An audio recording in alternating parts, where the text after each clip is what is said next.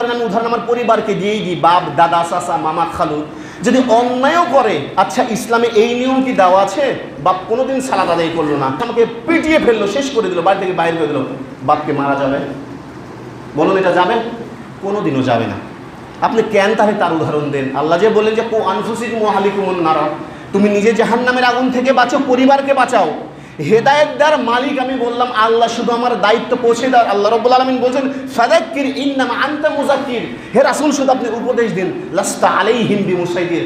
বলুন তাহলে আপনার পিতা যদি সালাত আদায় না করে, আপনার পিতা যদি ইসলামের কোনো কাজেও না যায়, ইসলামের বর্ণনা হচ্ছে যে সুন্দরভাবে আপনি যদি সাবালক হন, বিবাহ করেন, আলাদা খান, তারপরও পিতা মাতার খবর রাখেন, খোঁজ রাখেন, এটা ইসলামের নিয়ম। আর আপনি উদাহরণ প্রয়োগ করেন, আপনি জ্ঞান নাই, বুদ্ধি নাই, না বিবেক না, আপনার কী আছে বলুন? এতটুকু জ্ঞান, বুদ্ধি, বিবেক আছে? এই চিন্তাগুলো আপনি করতে পেরেছেন একটা বারের জন্যে? উদাহরণ দেন। তার রাসূল সাল্লাল্লাহু আলাইহি ওয়াসাল্লাম স্বয়ং তার চাচাকে হেদায়েত প্রাপ্ত করতে পারতেন। মৃত্যু পর্যায়ে তার যে চাচা আগলে রেখেছিল, শুধু বলছেন যে হে আমার চাচা, আপনি শুধু একটা বার বলুন যে লা ইলাহা ইল্লাল্লাহ, যে আল্লাহ ছাড়া কোনো উপাস্য নেই, প্রকৃতপক্ষে মাবুদ নেই। তখন তিনি একটা বার পড়লেন না, যখন মারা গেলেন তখন বলছে এর সাথে আমার কোনো সম্পর্ক নেই, একে তোমরা পুড়িয়ে ফেলবে, কি করবে, কি করো? অথচ যেই চাচা তাকে লালিত পালিত করেছে। ভাবতে পেরেছেন কি অবস্থা মানুষের? ও চিন্তা ভাবনা করে যে এর পরিবারের লোককে হেদায়েত দিতে পারে না, কথা বলে। বিশ্বাস করেন, আমার যদি নিজের স্ত্রীও হয়, ইসলামের দৃষ্টিতে নিয়ম কি জানেন? ইসলামের দৃষ্টিতে আপনাকে বললাম যে আমি বাহুল্য কথা বলি না। হিসাব করেন, আপনার স্ত্রীকে বারবার আপনি তাগিদ দিচ্ছেন যে এই কাজ করো, ওই কাজ করো, ভালো কাজের জন্য যাও।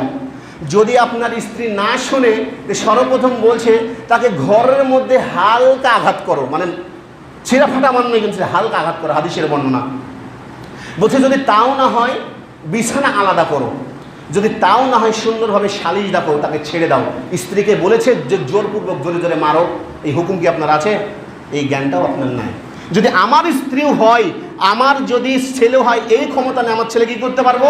10 বছর পর্যন্ত তাগিদ দিতে পারবো না। ছেলেকে হত্যা করার হুকুম দিয়েছে বাবাকে, ছেলে তারপরে শোনে না, বলছে তাকে আলাদা করে দাও, বাড়ি থেকে বাহির করে দাও। আর আপনি যদি মনে করেন যে এই দায়িত্ব হচ্ছে ইমামের, তাহলে আপনার জ্ঞান কোথায় আছে চিন্তা করুন।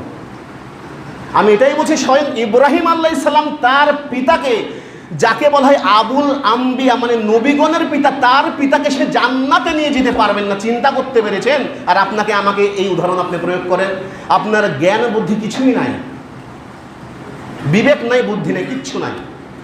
আরে বাবা তুই দেখ যে আমি যেই পরিমাণ তোদেরকে আজ 3 বছর হচ্ছে ইমামতি করছি, যে কয়টা হাদিস শুনিয়েছি, প্রত্যেকটা দিন না হলে 10টা 7টা হাদিস আছেই। আপনি কয়টা মনে করতে পেরেছেন? একটাও পারেননি আজ পর্যন্ত। আমার বিশ্বাস যে হ্যাঁ পেরেছেন, শতকরা দেখা গেল 2 থেকে 3 জন। আর এই গীবতগুলো করেন কীভাবে আপনি? এতটুকু শরম লজ্জা আপনার নাই? মানুষের গীবত করছেন, আপনার আমলগুলোতে শেষ করে দিয়েছেন খাইয়ে, কিছু নাই তো আমল।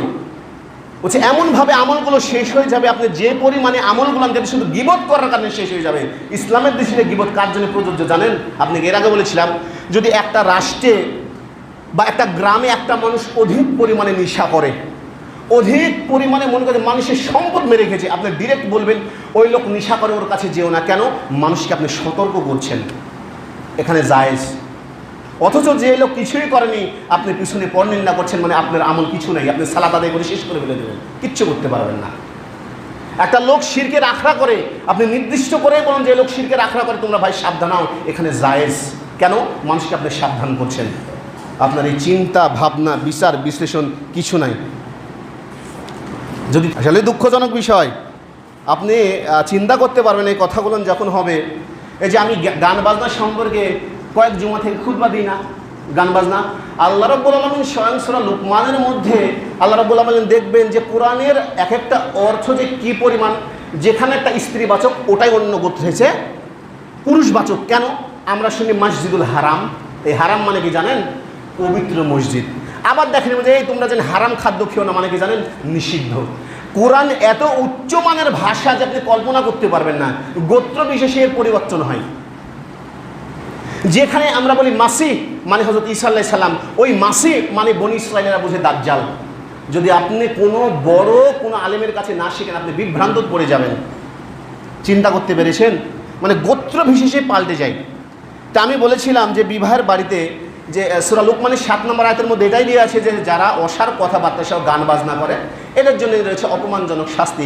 এখানে আপনাকে আমি বলছি, আচ্ছা কাউকে নির্দিষ্টভাবে ধরে 10-এর মধ্যে অপমান করে কোনোদিন আমি কথা বলেছি? বলুন তো, বলতে পারবেন? আপনাদেরকে পৌঁছে দিই বললাম না, এটা হচ্ছে আমার অপরাধ। আপনাদেরকে ভালো কথা বলে এটা হচ্ছে আমার অপরাধ, বড় অপরাধ। আমি বলবো, টেনশন করিয়েন না। রাসূল সাল্লাল্লাহু আলাইহি ওয়াসাল্লাম ভালো হতে পারে। আহমদ ইবনে হাম্বল ছিল সেই সময়ের 10 লক্ষাধিক হাদিসের হাফেজ, তাকে কুকুরের মতো পিটতে পিটতে পিটে রাস্তায় বের করে দিয়েছে। জানেন আহমদ ইবনে হাম্বল, যাকে সারা পৃথিবীর মানুষ চিনত, আর আমি তো গুনগুলো কয়জন চিনি। ইমাম মালিককে এমনভাবে মারা হয়েছিল যে হাতে কোড়া পোড়ানো হয়েছিল, যে কোড়া পোড়ালে হাতি পর্যন্ত মারা যেত, সেই ইমাম মালিককে মার খেতে হয়েছে। ইমাম শাফি রাহমাহুল্লাহকে অপমান খেতে হয়েছে, ইমাম আবু হানিফাকে অপমান খেতে হয়েছে। আর আমি তো সাধারণ বুলবুল। চিন্তা করতে পেরেছেন যে আপনার আমি ভালোর জন্য বলি।